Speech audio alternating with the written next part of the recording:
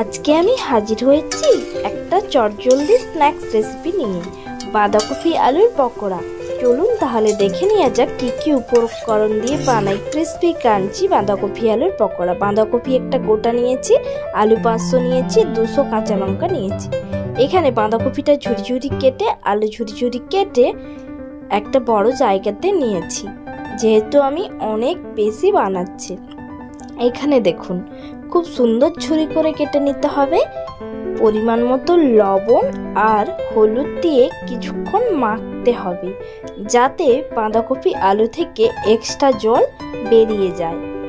আর এই পকোড়া খেতে খুব ভালো লাগে। বাড়িতে যখন কুটুম আত্মীয় বা নিজেরা যখন বসে থাকবেন, তখন খেয়ে দেখবেন বানিয়ে। এরপরে দেখুন, খুব ভালো করে বাঁধাকপি আলুটা মেখে মেখে এ থেকে দেখবেন অনেকটাই জল বেরিয়ে যাবে। এই জলটা কিন্তু বের করে ফেলে দিতে হবে। আজ কিন্তু আমি এই পকোড়াটা বানাচ্ছি না, আজকে আমার মা পকোড়া বানাচ্ছে।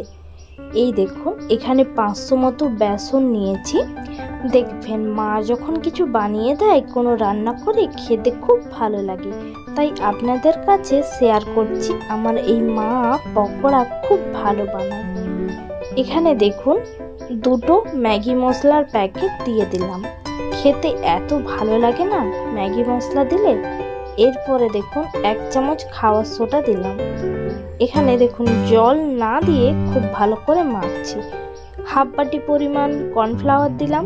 এরপরে পরিমাণ মতো জল দিয়ে, খুবই কম জল দিয়ে মাখতে হবে। মেখে মেখে দেখুন এইভাবে হয়ে গিয়েছে। 1 চামচ পরিমাণ লঙ্কা গুঁড়ো আর কেটে রাখা কাঁচা লঙ্কাগুলো সব দিয়ে দিলাম। আমার মা এই বাঁধাকপি আলুর পকোড়াটা খুব ভালো বানায়, তাই আজকে ভাবলাম মায়ের হাতে আপনাদের কাছে শেয়ার করি। এখানে দেখুন, কড়াই বসিয়ে দিয়েছি। 500 মতো রিফাইন তেল দিলাম, আপনারা যে যেমন পরিমাণে দিতে পারেন। এরপরে দেখুন, মেখে রাখা আলু আর বেসন আর বাঁধাকপিগুলো কড়াইতে দিয়ে দিলাম। আমি চামচ দিয়ে দিচ্ছি, আপনারা যদি চান হাত দিয়েও দিতে পারেন। এরপরে দেখুন, খুব ভালো করে হালকা আঁচে এক সাইড আর এক সাইড ভেজে উল্টে নেব।